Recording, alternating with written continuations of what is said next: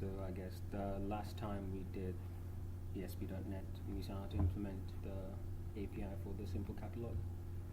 This time we're going to go over how to implement simple real-time messaging, and we're going to use a service called PubNub.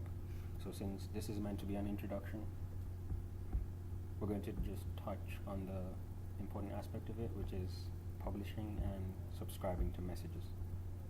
I guess the inspiration for this is most of the time you'd want to build like a chat application or any form of application that requires real-time data. So for instance, stock applications are constantly updating whenever you use Facebook Messenger or any of those other chat applications. Once you send a message, the person on the receiving end gets it in milliseconds. So PubNub is a service that allows you to do real-time messaging. We don't have slides this time because I want to minimize the amount of time we spent on that. So we're going to go ahead and start creating the project. So open up a terminal to whatever location you want to store the code.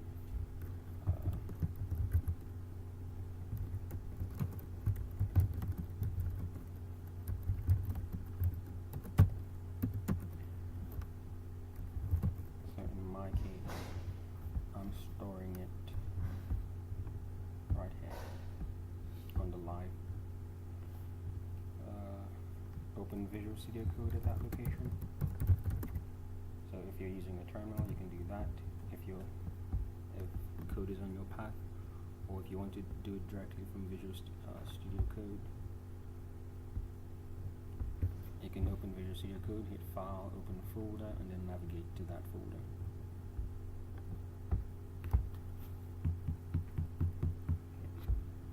You there? So once you're at the location where you want the project to be, the very first thing we're going to do is to create a file called package.json. And just in case, to follow along with this, you need Node.js installed and Bow installed. And we're going to go over why in a bit.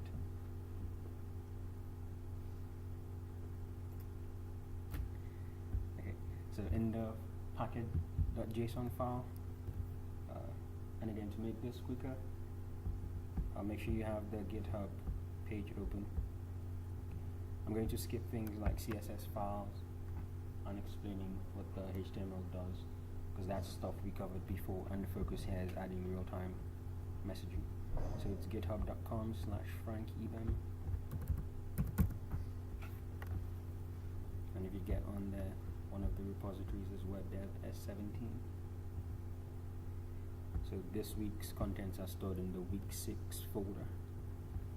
So this is the stuff we're going to be needing for today. So when I mention it, we're going to copy some stuff from here and just paste it to save time. Okay. So what we're about to do is a Node.js project. The last time we used ASP.NET to serve the files. Once you hit run, it started a local server, and then you can actually go to localhost on your browser and see the files. Outside the ASP.NET world, a lot of people use Node.js, so we're going to see how that works a bit. So this is not just an introduction to PubNub, we're also going to do some Node.js. So the package.json file tells Node.js what packages are important for your project.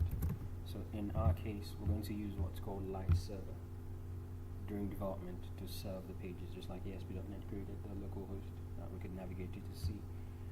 So we're going to add dev dependencies in Visual Studio Code. If you just start typing dev dependencies, you hit tab, it should create that object, and then inside this, the only dependency we have is called light server.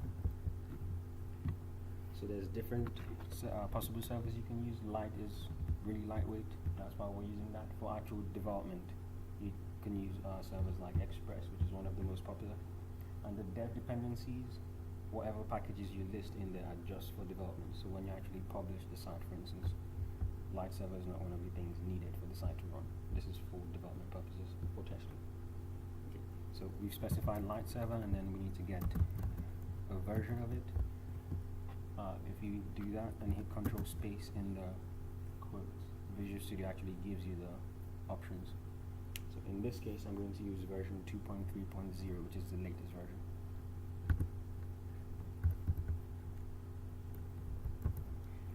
And then secondly, we're going to add a command, so how to start the application. This time you add a scripts tag. Then once you start typing and hit tab, Visual Studio completes it for you. So I'm going to add a start command. So inside there, just type start. Again, you'd see the option. It completes it for you. And what we're going to do is to start light server. But once it's time to actually run this, it will make a lot more sense. But for now, just for the one. So all we've said here is during development, we're using light server to test our application. And when we want to start it, we're starting the light server to run the app. So once you have this, we're going to run a command npm install. That's going to download all the necessary packages and then put it inside our node modules folder. So I'm going to open the terminal. You can do this in an actual terminal, or you can do any terminal in Visual Studio Code. So that's view and then integrated terminal, or control backtick. Okay. So once you're in there, I'm going to type npm install. So this will take a bit. It's going to get all the packages light server depends on and install all of them inside a node modules folder for us.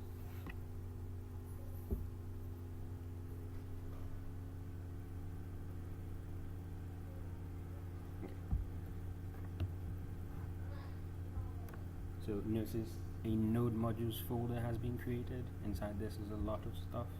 So all of these are the different JavaScript files that light server needs to run. We don't really care about what's in there, we just know that it works. So that's one of the reasons you use package managers. They pull up all the necessary files you need. So we've just configured Node.js. The next thing we're going to do, inside the folder, create a top level folder and call it app. So that's where we're going to store our CSS files, JavaScript files, and all the other client-side libraries that we're going to use. So once you have that folder, the next thing we're going to do is to create a .bar.rc file. So I'd mentioned it earlier, but you use bar to install client-side packages. So for this, we're using Bootstrap, Angular, and PubNub. So bar can pull all those packages for us. So I'm going to create another file in the root of the project called .bar.rc.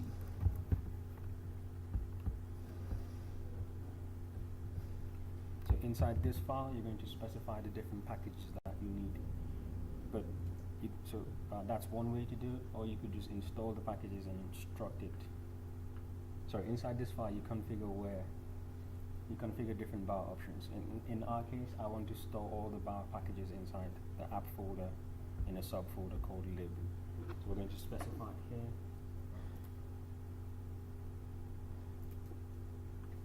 So the single option that we need in this case is called directory. So by default, the packages will be stored inside a bar_components folder. In this case, I'm going to change it and store it inside a folder called app/lib. Like mine doesn't have the red thing next to it. Does that matter? It shouldn't. Okay. And it's RRC, right? .bar.rc, yes. Okay. BOWERRC. And then once we're going to save that. Okay. And the next thing we're going to do is to install all the bar packages that we need. So in the terminal, we're going to use the bar command. And then when you do, so you want to install packages, you use the save option to make sure it adds it to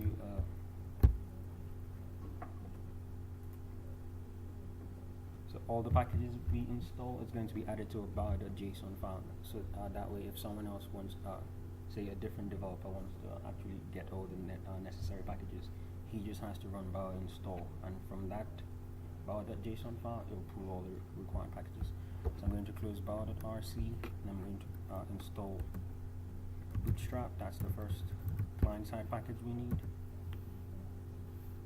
So bar install -- save bootstrap.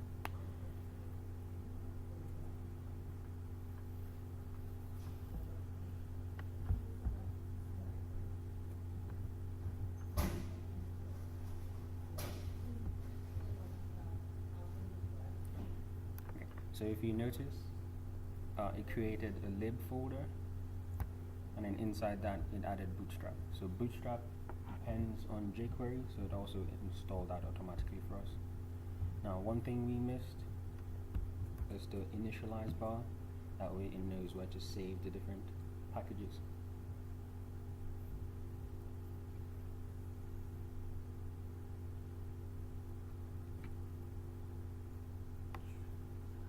That terminal gets freaked out and it won't let me type anything in there.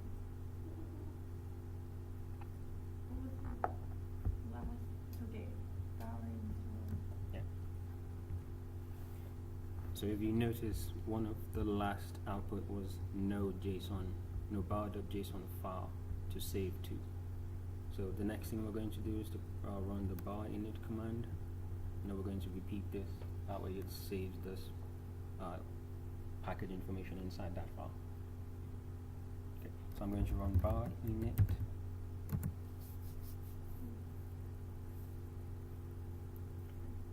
Bower did not run, so Git is not installed. Let's go ahead and pause this for a second.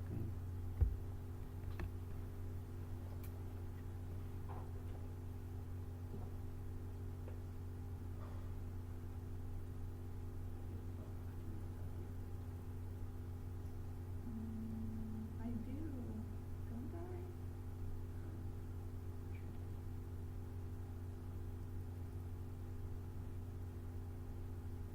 It's on my laptop. I thought I installed it. No.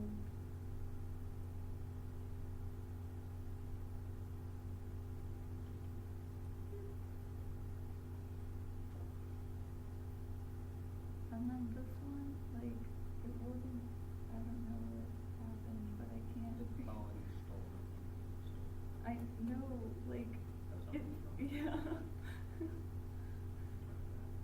Yes, and then opening again, and it's still there. Is there like a control and clear?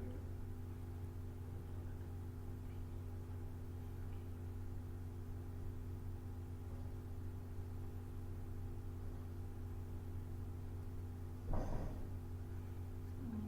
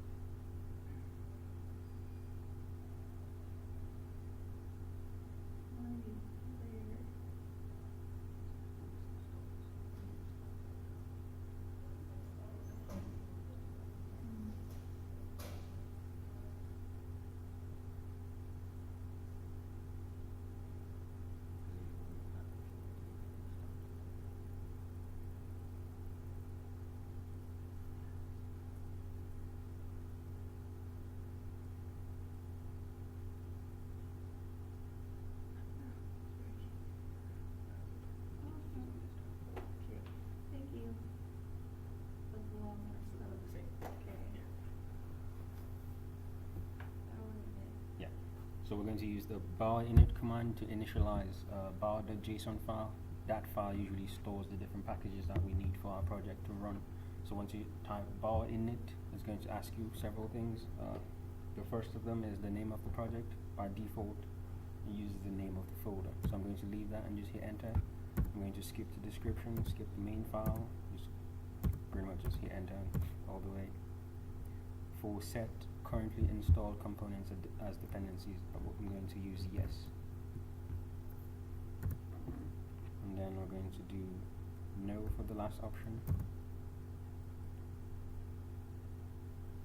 And yes, we want this to be private. So notice before I hit enter, it automatically figured out that Bootstrap was already installed and it added it to our dependencies inside the JSON object right there. So once you hit yes, a new file is created, bar.json. So whenever we install a package using bar, it's going to add it as a dependency inside this node. So the other packages that we need besides Bootstrap, we need Angular. So similarly, I'm going to install Angular with the bar install command.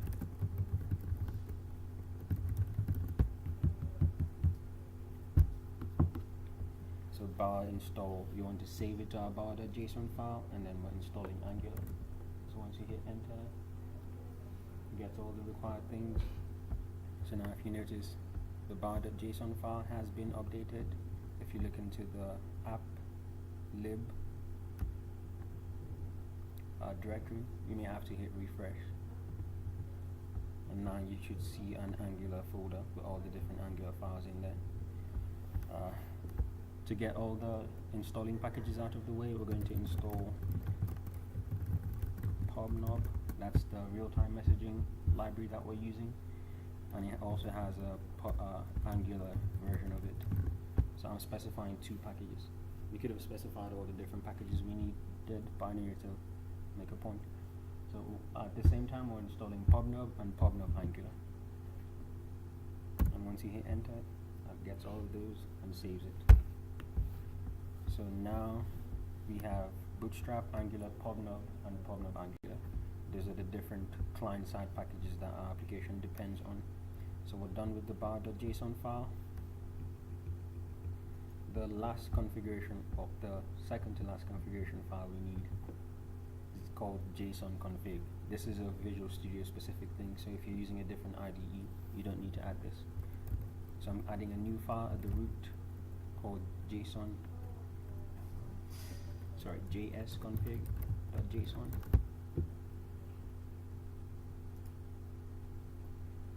And all we need to specify here is what version of JavaScript we're using. That way we can get keyboard assistance while we're typing JavaScript code. So if you just start typing, you want compiler options, and once you start typing that, you should get a default. So I'm going to hit tab, and this is all we need to add to this file. So I'm going to close this the terminal. We don't need that right now. So all we have inside this file is what version of JavaScript we're using, and it's just get IntelliSense keyboard support while we're typing our JavaScript code.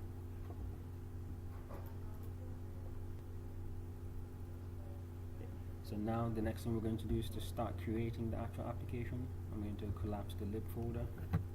Inside the app folder, go ahead and create new folders. One of them should be for JavaScript files, so I'm going to call that JS. And then create another folder for our CSS files called CSS. So your app folder should look like this: CSS, JS, and lib. Okay, so once you have this, since we've gone over styles before, I'm not going to explain styles again, so we're going to copy the style sheet from GitHub. I might explain a bit of what's in there. So if you go on the GitHub page, app, CSS, the styles.css file. So we want the raw content, so I hit raw, and just copy this. Go back to Visual Studio Code, inside the CSS folder, add the styles.css file. and paste the contents there. So once we actually start writing the HTML, I'll explain what some of these do. But in the meantime, these are the different styles that our application needs. So under the CSS folder, I created styles.css. And then on the GitHub page, on the week 6, the app folder, CSS, styles.css, you want to copy this and paste it into the file in Visual Studio Code. Okay. So once you have this, let's go ahead and add our index.html. That's the only HTML page we have in this. So I'm clicking the app folder, create a new file, and call it index.html.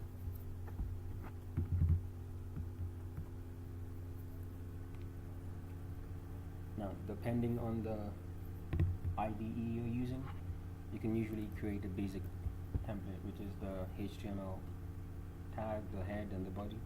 So in Visual Studio Code, you type doc and hit tab twice, and that gives you the default content.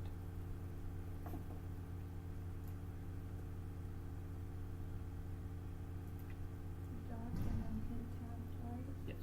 Did it work? No? Sure. Doc, it just gives you.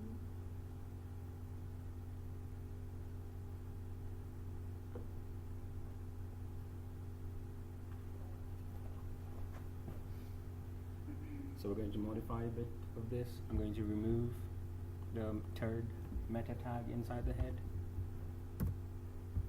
And then I'm going to modify the title to simple chat app.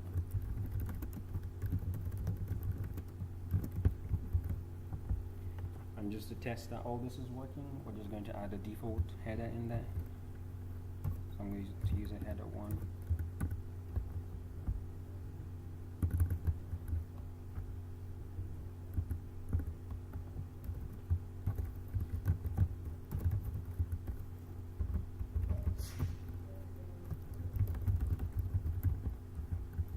Save the file.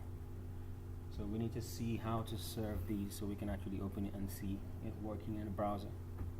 So the last configuration file we're going to add is called a BS config file. So since I'm using Light Server, that uses something called browser sync. It allows you make changes and it automatically refreshes the browser so you can see the new changes without having to refresh it yourself. So we're going to add a new file to the root of the project called bs-config.json. So bs-config.json.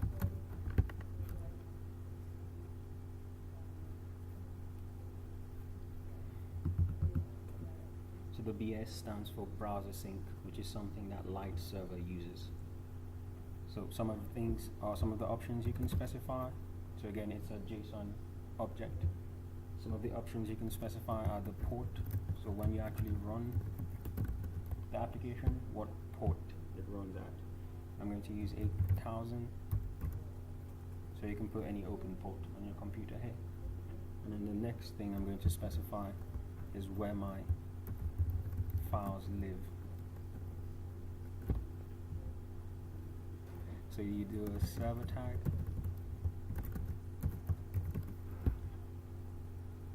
and inside that you specify a base directory. So that's base and a D with a capital R.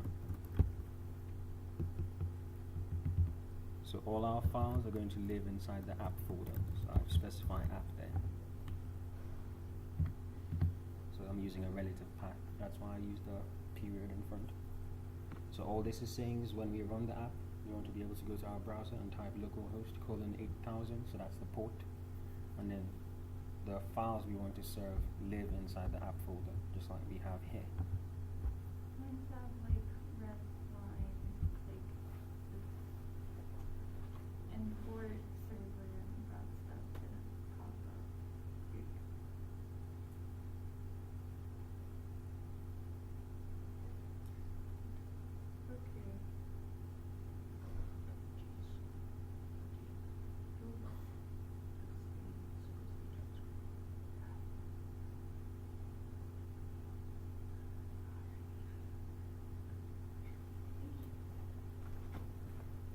So So once we have all this configuration out of the way,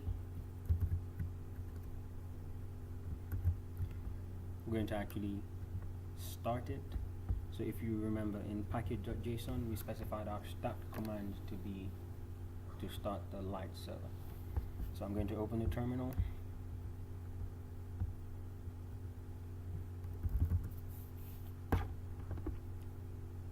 And then to start it, you use npm. So npm is the node package manager, which should be installed when you install Node.js. And then you say start. So notice it started everything automatically. Open it in your browser, and we should be good to go. So just to show you what browser sync does. Also notice by default, so this shows you what files are being served. In our case, index.html was served.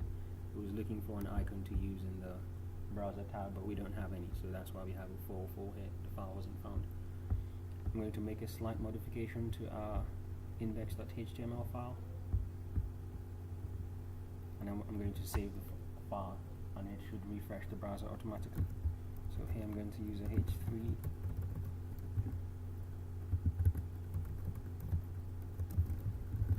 And you can type whatever you want in there.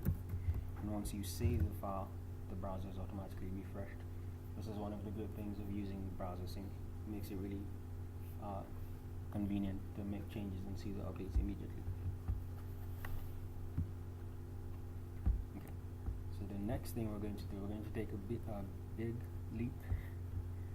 Go over to the GitHub page. So again, most of this is just going to be plain HTML with Angular bindings. I'm going to explain what the different bindings do, so don't worry about that. So we have on GitHub index.html. I'm going to copy the contents of that file.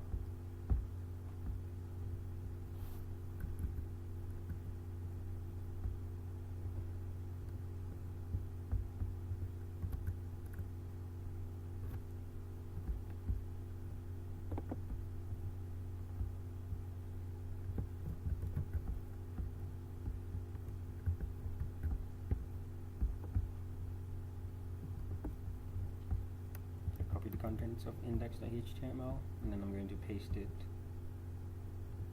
over everything we have here, and I'm going to go step by step and explain the different contents. So once you paste it, you should have all this stuff.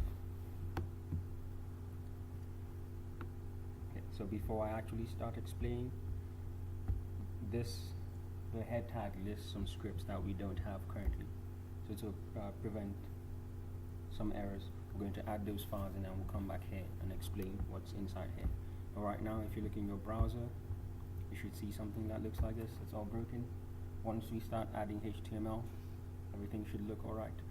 So notice at the bottom we have a text box. So you type a message, and if you hit the enter key or you hit the send button at the right, it should send a message. What these actually are, so you should actually have an image here, auto-generated. We're going to use a service to generate a random image, and then the name of the sender, and then the message should be here. So messages sent from other people would be saved, will show on the left side, and then messages you send will be on the right side with the blue color. So I went for simplicity to avoid having to explain a lot of things. It might look like crap, but it works. Okay. So the first file, by the way, all the files starting with lib, those were automatically downloaded and saved by bar inside the lib directory. So we already have the first 3 script files. We're going to create 2 of ours. So in the JS folder, add a new file and call that chat.module.js. So I'm creating exactly the file that you see in here, chat.module.js. And another file specified is chat.controller.js, so we're going to create that too.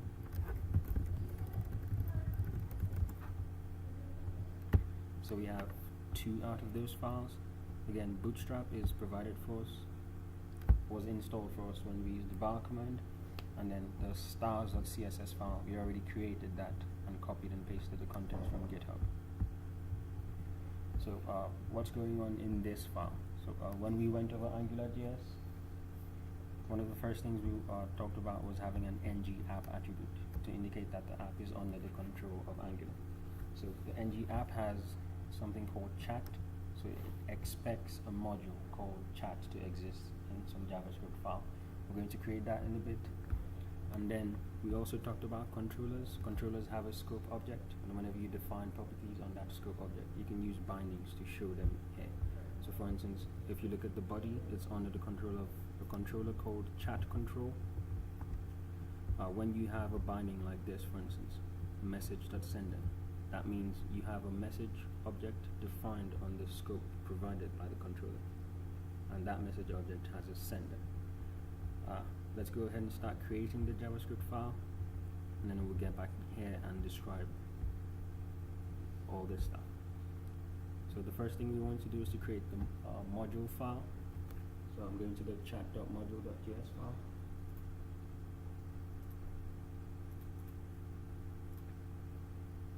Okay. So I'm going to declare a variable called app, and then we're using Angular. So if you didn't, since we're using Visual Studio Code, once you specify the JS config file, you automatically get type completion once you type. So we're doing angular.module, so we're creating a module. And just like the name we specified at the start, so in the HTML file, the module is called chat. So the name you give this has to also be chat. And then after chat, we're going to use an empty list. That list normally contains a list of the different services that your application depends on.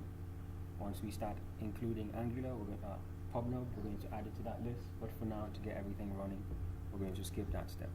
So in this file, all we have right now is a module called chat. Later, we're going to initialize PubNub here.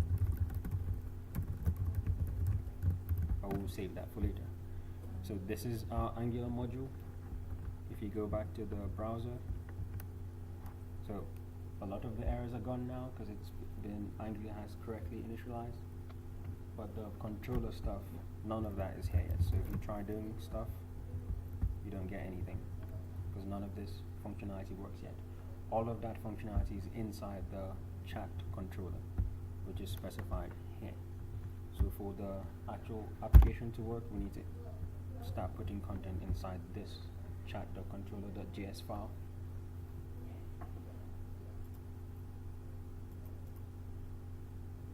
So inside chat.controller.js, the first thing we want to do is to create the controller. So we created the app in the chat.module.js file. So I'm going to say app dot, and I use the controller function. So just like that says, it takes the name of the controller and then a function that it uses. So our controller, we call it chat control. So chat with small letters, control with capital CTRL. And then you specify a function. So you usually have a scope variable. And then inside the body of this function, you declare all your different properties and functions that you need to be able to be called from the you need to bind to in the HTML file. So this is the bare minimum.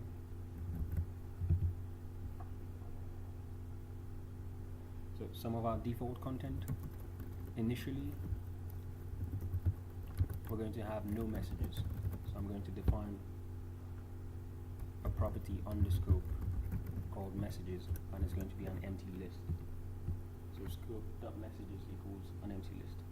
Again, whenever you define properties on the scope, it becomes available to you in the HTML file. So once you do this, I'm going to go back to the index.html file.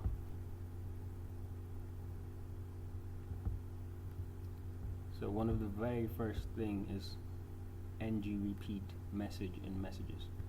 So I'm using the ng repeat from Angular to create different message boxes for each message in that list. So once we get a message, we're going to put it inside the messages list, and automatically AngularJS is going to use that message and create one of two things. If it's sent by you, it uses the div at the bottom. If it's sent by someone else, you use the div at the top. So how does that actually work? If you notice, so I'm going to skip the bootstrap classes, like container and different columns.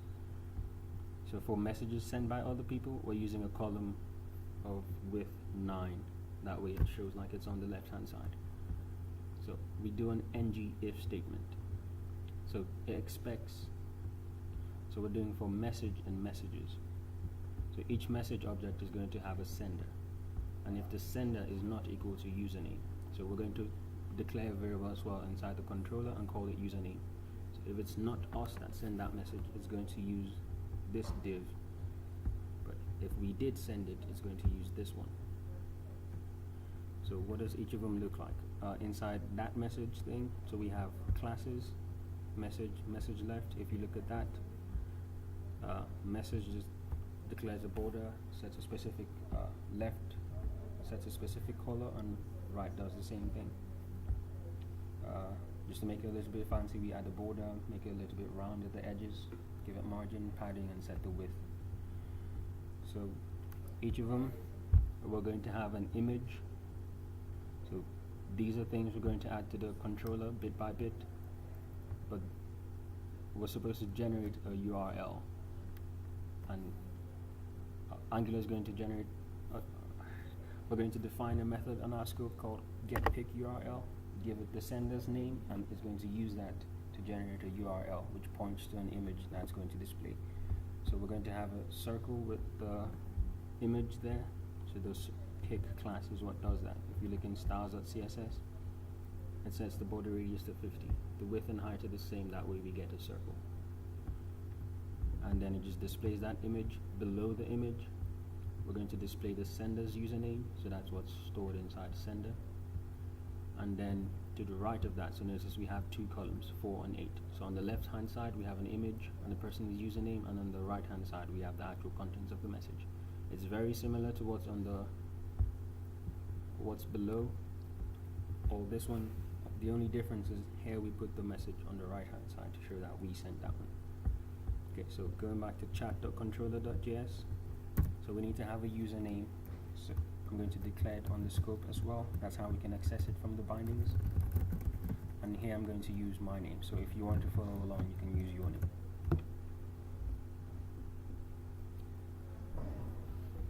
And if we look back at the HTML file, we expect the user to type something at the bottom and then hit the send button.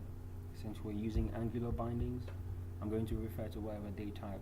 I'm going to store that in a variable, and we're going to call it scope message content. So initially it's an empty string.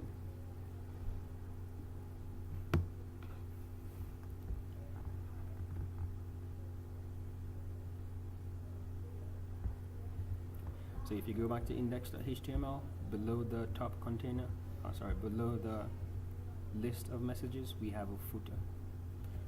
So in CSS, we've styled that to put the footer at the bottom of the page, so we fix the footer position on the page. That means everything else can scroll, but the footer at the bottom doesn't scroll, because we want to be able to type a message at all times.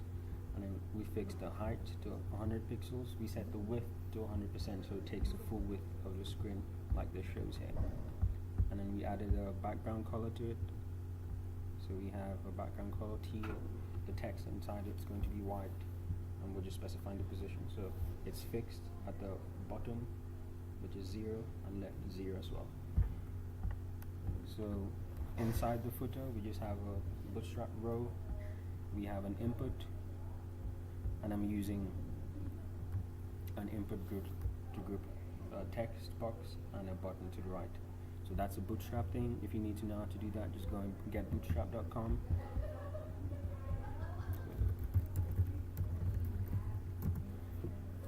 So when you're not sure how bootstrap stuff works, go and get bootstrap.com, go to the components tab, and then it has a list of all the different components. In our case, what I used was a button group. Is an input group, and those look like this. You can have a button on the left hand side, on the right hand side, and several other fancy stuff. So I use an input group with a button on the right hand side. So the input is here, so it's for text. This is a placeholder, so before you type anything, it's going to have this placeholder saying type a message, which is what we have right now down here, type a message. And then we're binding. So again, form control is a bootstrap class. We're going to use the ng model to specify that whatever the user types here should be synced with the message content variable that we defined in the scope. So whenever the user types something, this allows us to do two-way binding. So when you type something here, we can refer to it in this variable in code, and if we change the contents of this variable in code, it also updates what's inside the text box. And then one new thing we added that we haven't seen before. So as opposed to having to click the send button each time, we want to be able to hit the enter key and send the message automatically. So we're going to define a function called enter pressed. So for key presses, Angular gives you an event object that allows you to actually figure out what key was pressed. So different keys have key codes. And then below that, we just have, so all this is bootstrap. The important thing here is that you have a button. When it's clicked, we're going to call a function called send message. And it's going to actually do the sending of the message using PubNub. So that's a brief description of what's going on inside the index.html file. I'll refer to that every now and then as we add new content to the chat controller. So we have messages. Whenever we get messages, we're going to put it inside the messages list. So each message is going to have a sender, which is the name of the person sending the message. So when I send a message, it's going to use my username, which in this case is Frank. And when someone else sends a message, it will use whatever username that they set. So this is not the best way of doing it, but we're going for simplicity, so it's not really a problem here. And whatever the user types is going to be synced with this variable. So when we want to actually send the message, we'll take the contents of this variable and send it.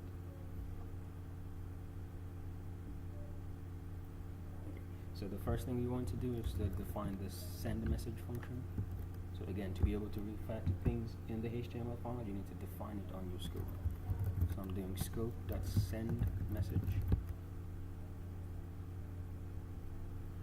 And it's a function, it doesn't have any parameters. So if the user doesn't have any message to send, we shouldn't really do anything. So we need to verify that message content is not empty. So to do that, this is just clarifying what we're doing. So if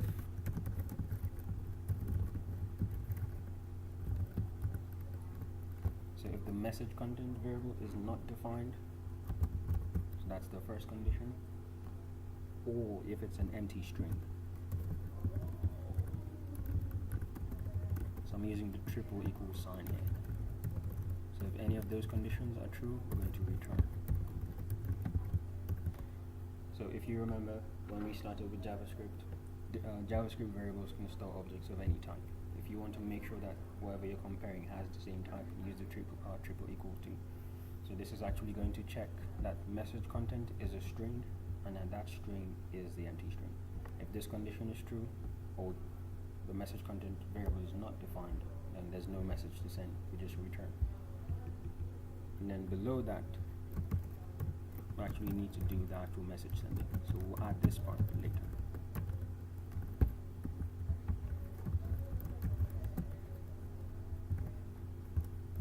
So we're going to skip that.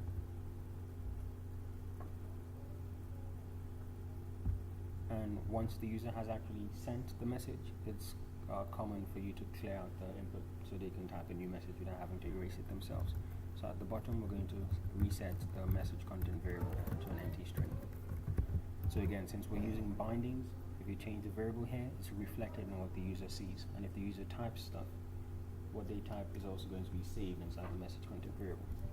So I'm going to add a comment to that to clear the input. So we're skipping the actual part that does the message sending. Once we go over PubNub, we'll see that with just a few lines of code, we can have real-time messaging. So besides the send message function, we also want the user to be able to hit the enter button and have the message sent as well. So when they click the button, looking back in here, when they click the button, we call the send message function. In the after typing, if they hit the enter key.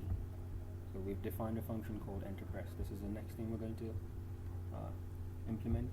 When they hit the enter key, we also want to call the send message function to send the message. So we're going to go back to chat controller and define a function on the scope called send message. Called enter pressed. So enter press is a function, so it's equal to it's a function. That function receives an event. So again, the event object, Angular provides that. You can use it to ask questions like what key was pressed and different information about the key press event. So the enter key is actually key code 13. So we're going to use an if condition. So if the key code member of the event tells you what number represents that button. So if it's 13, that means the enter button was pressed. So if it's 13, then we want to call our send message function.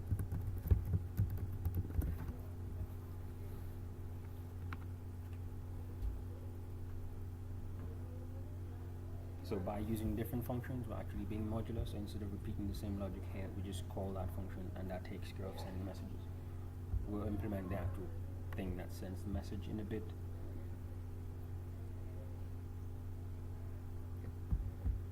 So if you go back here, there's no changes yet. But once we start sending messages, so right now if you type something here and you hit enter, so it correctly cleared it, but we haven't implemented the thing to send messages yet, so it just disappears. But it's always good, once you add new functionality, you come and test it and see how it works. So I typed some junk. If you hit the button, it was cleared. That means the function is being called correctly. And if you type something and hit the enter key as well, it's also being cleared. So the send message functionality, almost everything is in place besides the actual sending of the message. So that's one good thing we've done.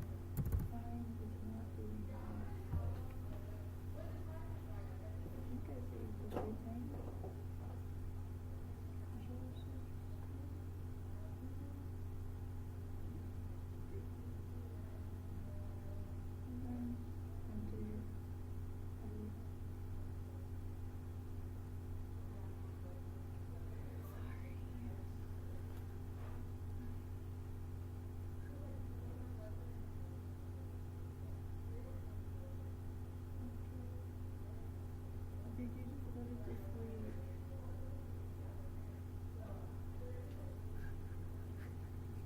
You hit the self-destruct button.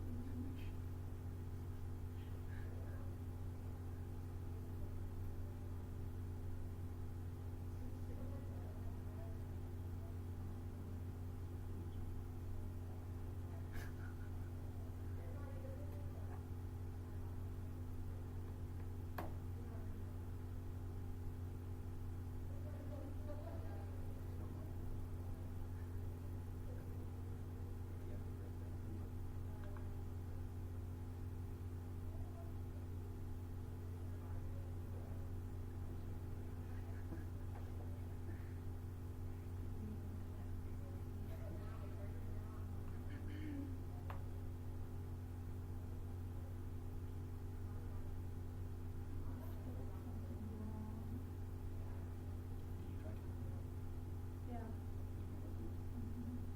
It's supposed to go here, right?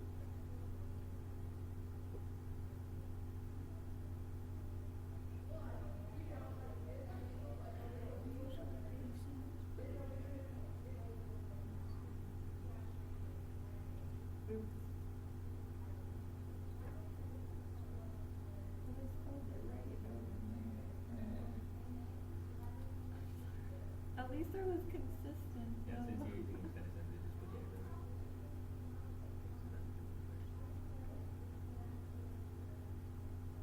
Right. As well, we I get next, I print it out and put it fast. So message content is like something it already has? Oh wait, message We content define it was in ourselves. your HTML Yeah. thing. Yeah, you That's define right, it. yeah. Yeah. Sorry.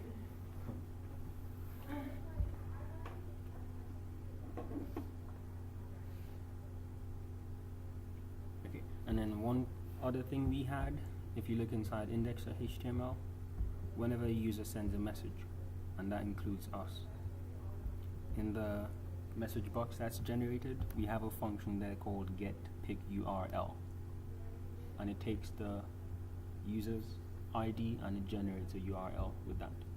So we're going to implement that next. But before we do that, I want to talk about the service that provides that. So if you go to robohash.org, it's a really fancy website. So you can use it to generate unique images, giving it any text. And it has instructions for how you do that. So for instance, if I wanted to generate an image for my name, I just append at the end of that URL frank.png. So you can use your name, don't use mine. So this robot is going to be my profile image. And when you use yours, so for instance,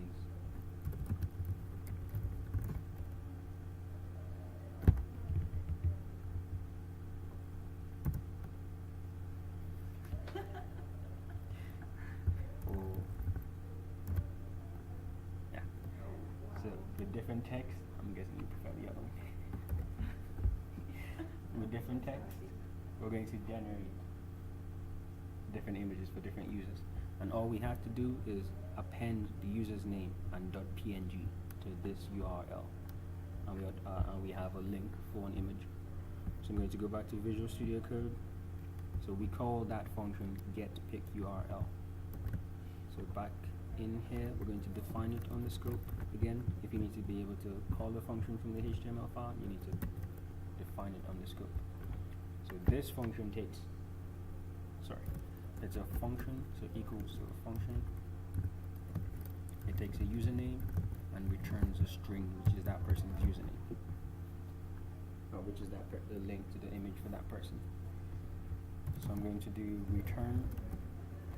And then I'm using string interpolation. So I'm going to use the backtick.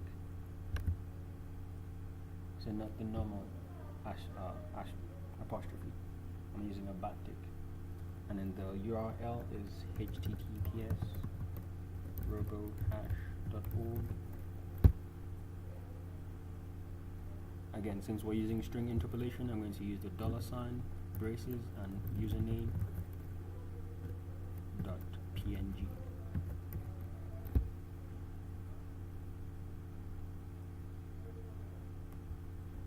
So this is going to take the value of this variable, the username variable, and put it right here. And then as always, you end it with .png. So one of the more advanced functionalities of the RoboHash site, you can actually specify the size you want for all your images. So the advanced options are described at the bottom. But you can specify size, so for instance 500 by 500. In our case, we're using 50 by 50. And this is using a query string. So we're going to go back there, so question mark, size equals 50 by 50.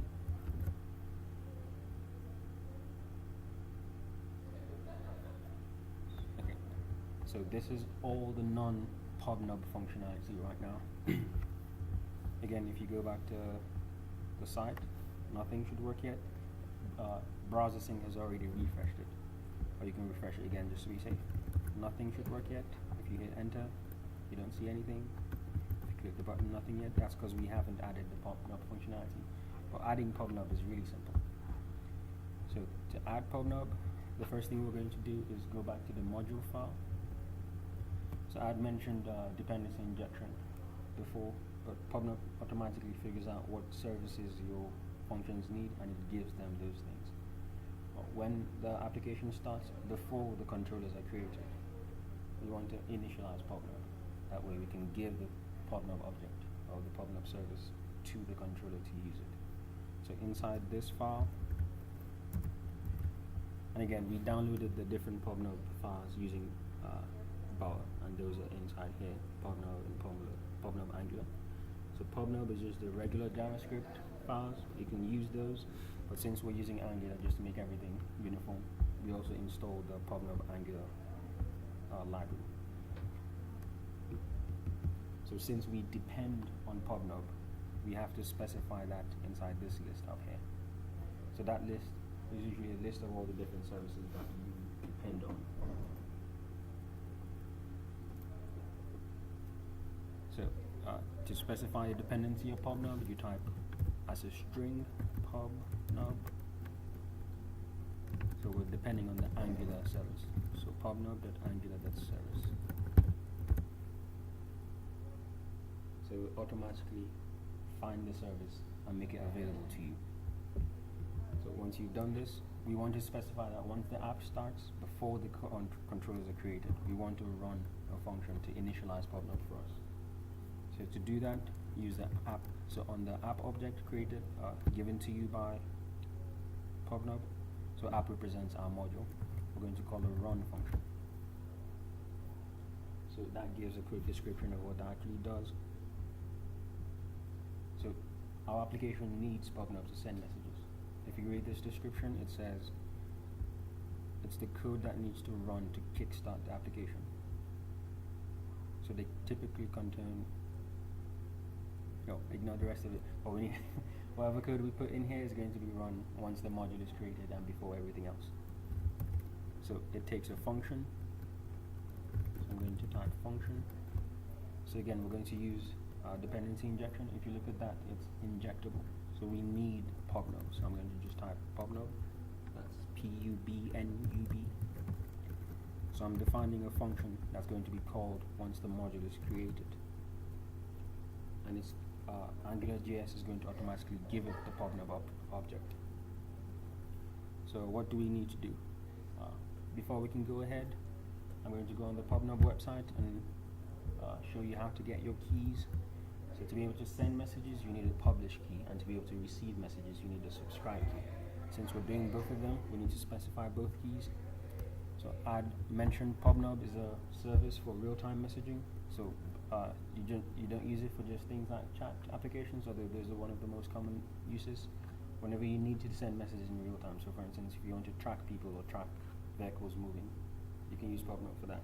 They advertise a latency of about 0.25 seconds, which is faster than most humans can notice. So if you go to pubnub.com,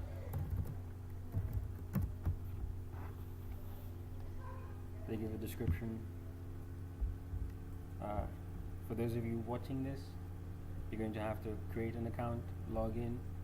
I'll show all that in a bit, but for those of you here right now, I'm going to give you a key. That way when you send a message, we all receive the same messages.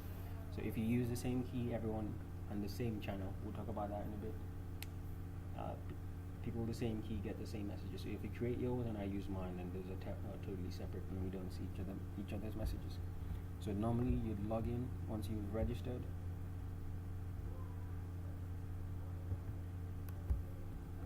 So you want me to make an account right now? I'll give you keys to use.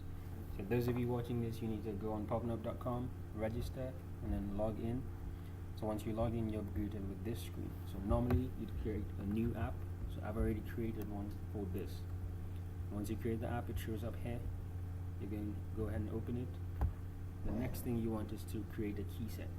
So you can have different key sets for when you're testing the application. When you actually release it for people to use, you can call that a production key set, a development key set, so on and so forth.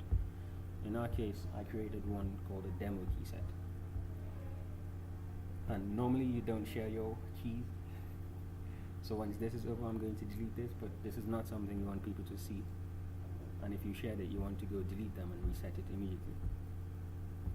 So this is my publish key to publish messages. So that means to send messages to other people, for instance. You need that key, and to be able to get messages, you need your subscribe key. So for those of you here, if you go on the GitHub page for this week, I have a file at the root of this week called temporary keys. We're going to need those in a bit. These are the exact same keys I just showed you on here. So if we go back to Visual Studio Code, to initialize PubNub, you need to give it those two keys. So you do PubNub dot, it has an init function, and inside the init function, you specify two properties. The first one is the publish key. I'm going to paste the key here, and the second one is the subscribe key.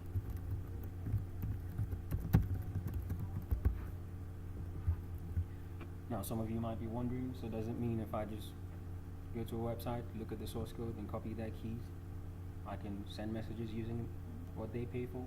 Not necessarily. You also have a secret key. So you usually put that one on your server. As you can see here, it's hidden. You don't want to lose your secret key. And there's different security models, so it's not as vulnerable as you think. Again, we're just using the simple send and receive message functionality for now. There's a whole lot of other things that PubNub provides. So I'm going to copy those keys. So this is my publish key. I'm going to copy it and paste it in the publish key property, and I'm going to do the same thing for the subscribe key.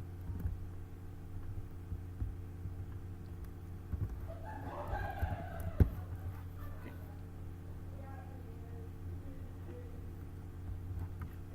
Again, you can sign up on PubNub.com to get these keys. Just create a new app, create a new key set inside that, copy the keys and paste it. So for those of you here, since we're all using the same keys, whenever you send a message, I should get that message, and whenever I send one, you should get it as well. So this is all we need for our chat.module.js file. So here we defined our application module, and then we initialize PubNub. These are things that need to happen at the start of the application. That way, everything else can actually use PubNub. So we can go ahead and close the chat.module file. So inside chat.controller.js, so when we created the controller, we specified that we needed a scope object, and then whenever we define things on that scope, it was available to us in the index.html file.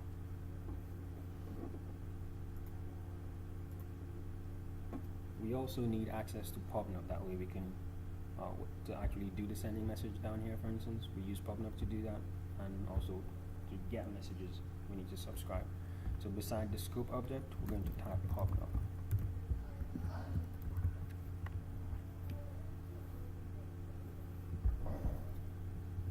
And just to make sure everything is working,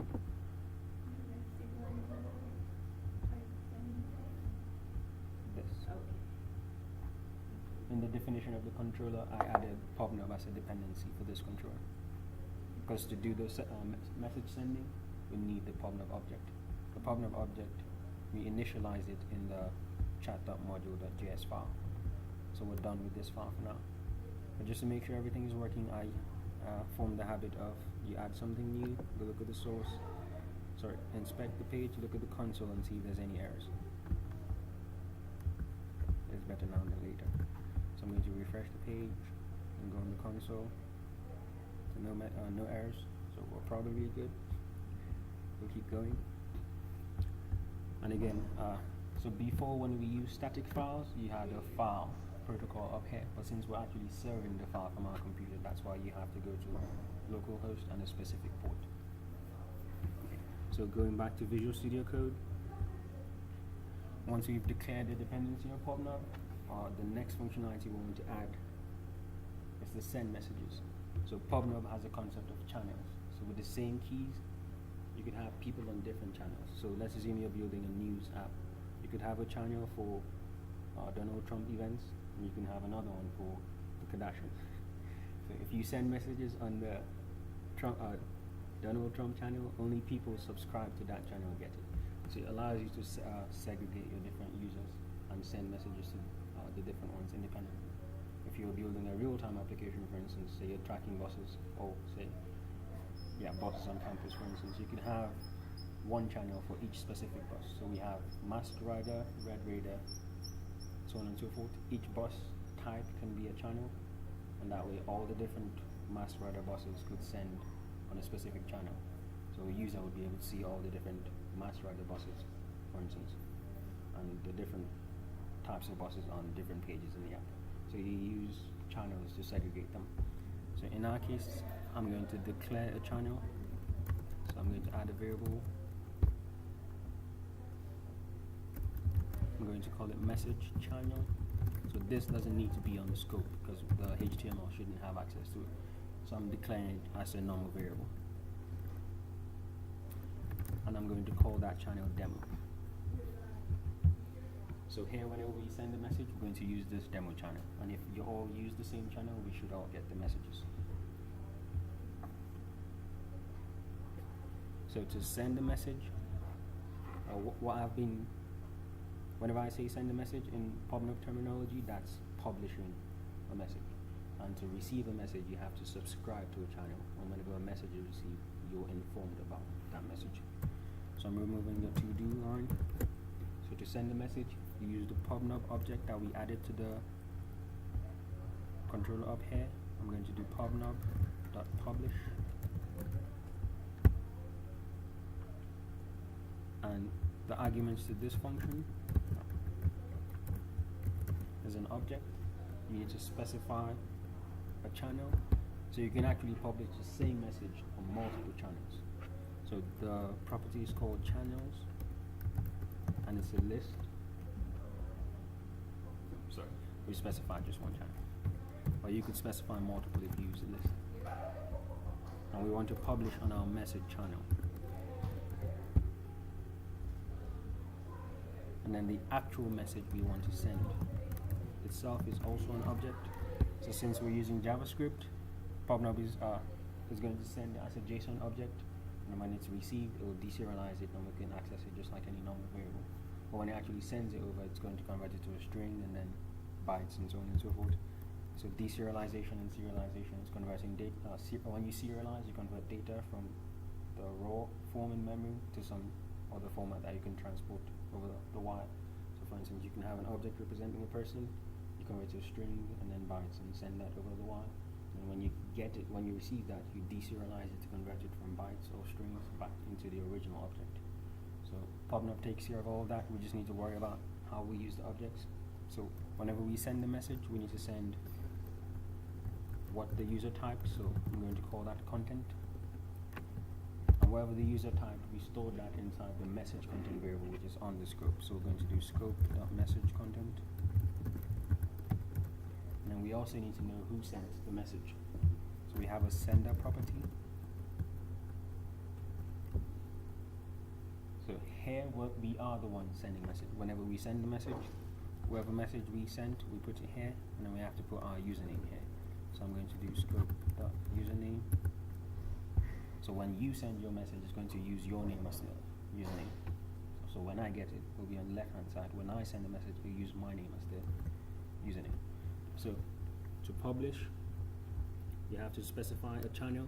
We're all using the same channel in this case, which is demo, and channels help you segregate your message into different groups.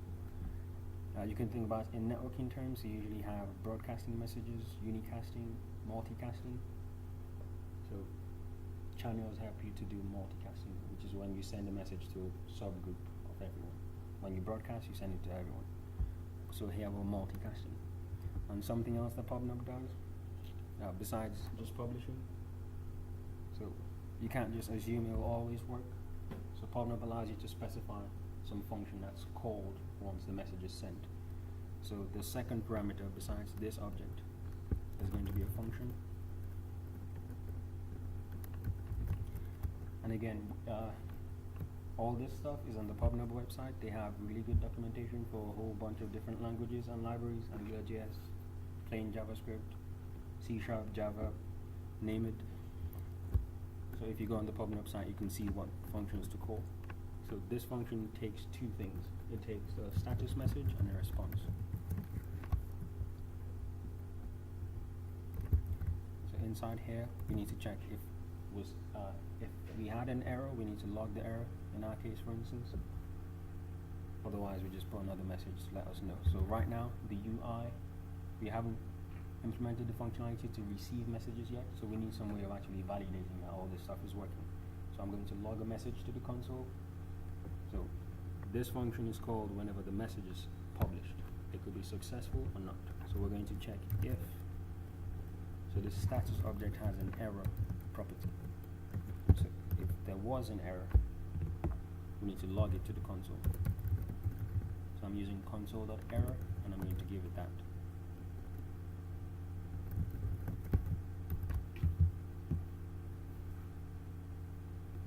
And otherwise, it was successfully sent. here we just need to print some message so that we can verify that all this stuff is working. So I'm also going to log to the console.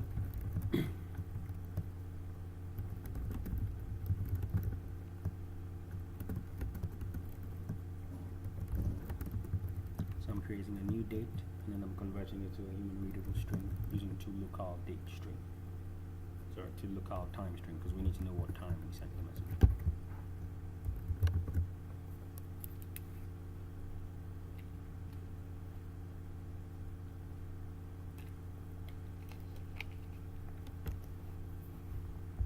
So just by adding these few lines, we're able to send messages almost in less than half a second to people in different parts of the world. So we need to test this. So it's supposed to be choose local time? So it's locale, not local. Okay. So different places have different locales. So I know if you notice EN US or FR France, or yeah, so there's a different locales. So that just converts the date, the time to time depending on where you are, because different people use different time formats, or different places use different time formats.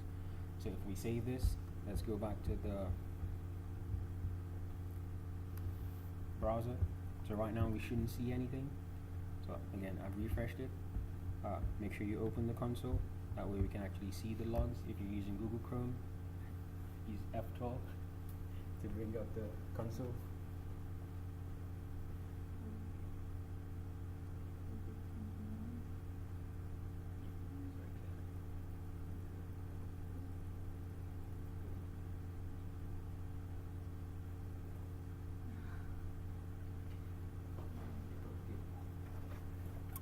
So I'm going to type a message, and if it sends successfully, it should print it on the console.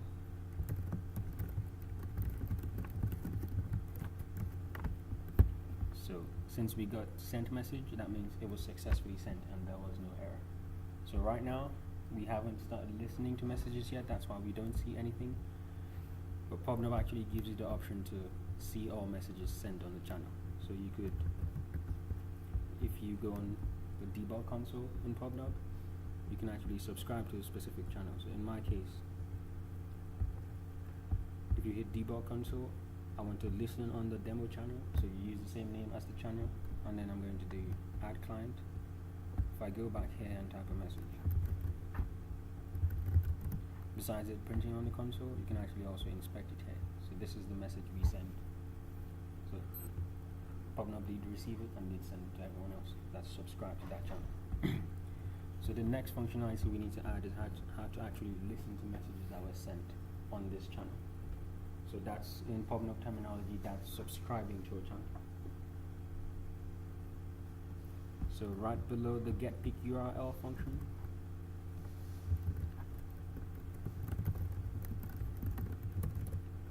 we want to subscribe to the demo channel.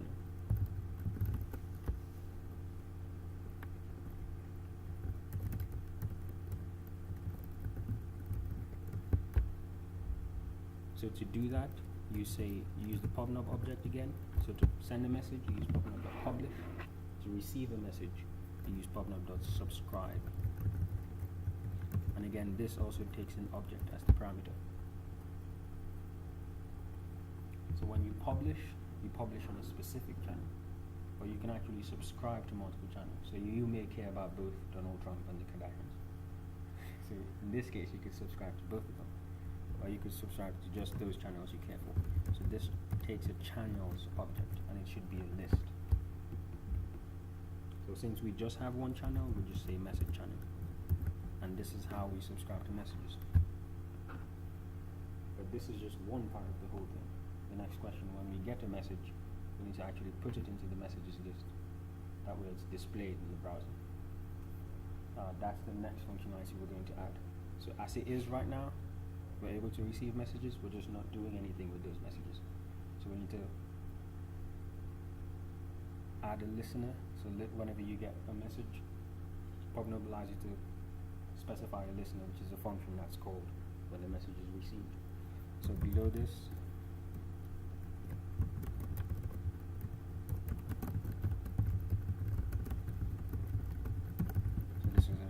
description of what we're about to do next.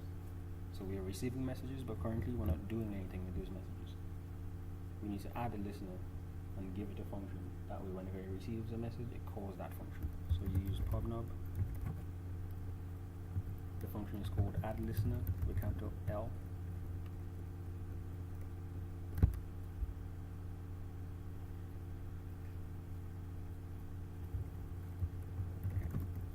So this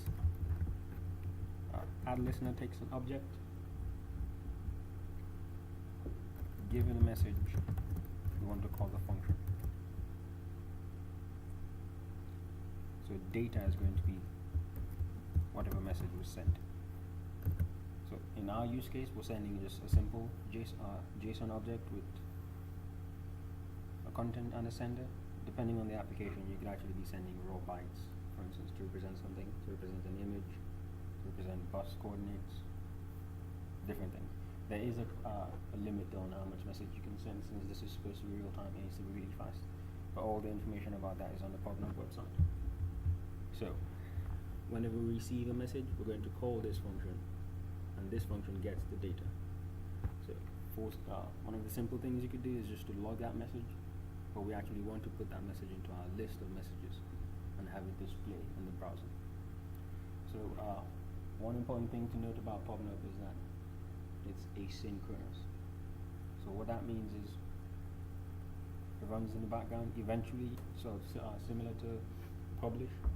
When you call publish, it doesn't exactly send it right then, because there's a whole queue of different methods that are going to run before yours. And when one method is running, you can't run another method. So it's asynchronous, meaning it's going to run in the future, and whenever it does, you usually supply a callback. So in our case, after publishing, we supplied this callback. So this function is called whenever the message is published. And similarly here, we're specifying a function when we receive a message. We want to do something with that message. Now, PubNub is separate from Angular, so we need to let Angular know of the changes. So this is a rather complex thing, but it boils down to calling scope dot apply. Notice the $sign in front of apply. Now, when something happens outside of PubNub, so the message, outside of Angular, the message is received outside of Angular in the PubNub service. We need to so if we're going to add it to the messages, that's something that belongs to Angular. You need to let it know that you've changed something. That way it updates all the bindings and displays everything. So I'm going to call scope.apply, and that itself takes a function. And all we need to do inside this function, we're going to say scope dot, so we have our messages, which is a list or an array of messages. And to add things to a list in JavaScript, we use the push function. So data has a whole bunch of other properties, but the message, which is what we care about, to get that, you'd say data.message. If you want to see the other properties, you could put a breakpoint and look at it in the browser, or you could just log data to the browser to see all the other stuff in there. It has information like who sent it, what time, and all that. So right now what we have, we use publish to send a message. We're publishing to a specific channel, and this is the message we're sending. If the message, you can supply a callback. If you had an error, do something about it. Otherwise, you do something else. In our case, we're just putting a simple log message. So we did this because we couldn't see the output yet. So this was more for debugging purposes. You normally wouldn't want this in a production application. And then publishing is one part of it. You can send messages. You also want to receive messages most of the time. So if you were doing something like a bus application, clients should not be able to publish stuff. So in that case, they'd only be able to listen and see where the buses are. So, but here we need both publish and subscribe. So you can specify a list of channels to subscribe to. So going back to my Kardashian example, if you cared about both Donald Trump and the Kardashians, and you had separate channels for those two, you can specify multiple channels in this list. But we just have one in our case. So once you do that, you actually start receiving messages, but you haven't specified what should happen when you receive a message. That's why we use the addListener function. So addListener takes an object, that object has a single property, message. Again, if you need to see the official documentations, you can look on the PubNub website. So message is a function that's called whenever a message is received, and it's given the message in an object called data. The actual thing we send is inside the data object as a message property. So this is an Angular specific thing that lets it know to update the bindings. So just to clarify a point, I'm going to comment this out. You don't need to do this.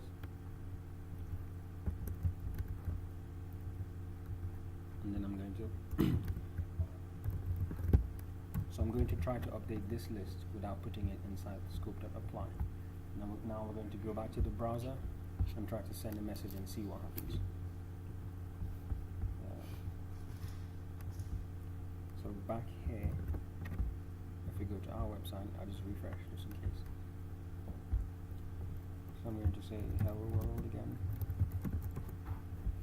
It was sent successfully, and it did.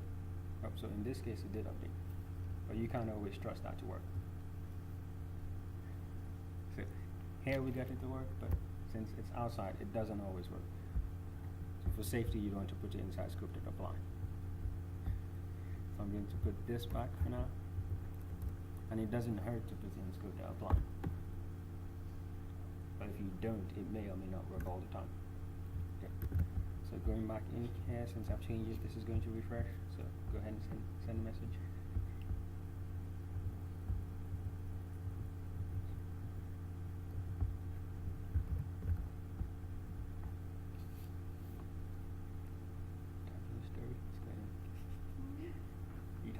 Story. Okay. So you sent a message and I got it on the left hand side. On yours it's going to show on the right hand side since you are the sender. So now I'm going to reply. And notice how fast this is. Once you type it and you hit enter, the next person gets it within seconds. And then you can keep going. Wait, it made both of them blue. Does that make sense? Yours is my picture is not very. I don't know how to say this one. Yeah, that's external. So in this case, with just a few lines, so most of the stuff we did today was mostly boilerplate. The actual PubNub functionality was just a few lines of code, subscribing to channels, to receive messages, and publishing, to send messages to other people. PubNub does supply a whole bunch of other things, so when you, in the chat example for instance, you usually want to know who's actually online, who's subscribed to this channel. In PubNub that's called presence events, so that's beyond what we have time for today, but that's something you may want to know about. We use presence to know who's currently subscribed to that channel. And there's a whole lot of other functionality that PubNub supplies. So again, if you want to see all of that stuff, just go on pubnub.com. And there's a whole list of different things you can do. So these are some of the common things: multiplayer gaming, chat messaging, geolocation and mapping. There's several things you can do with it. So what you'd care about is for developers. So you want to see a quick overview, you can look at the quick start guide. So publish, subscribe is the basic functionality which people want to use PubNub for. You can have presence to know who's available. And to use some of these services, you might actually have to enable it in the developer console. But that's a quick description of what PubNub is and what is used for. You also have snippets of code, so you can actually come right here and copy the code most of the time. Yeah, so you can detect who's in a channel using here now. You can unsubscribe from a channel if you no longer want to receive messages. You're fed up with Trump, for instance, or the Kardashians, any of those two. You can subscribe. Yeah, so that's some of the functionality that PubNub provides you, and they have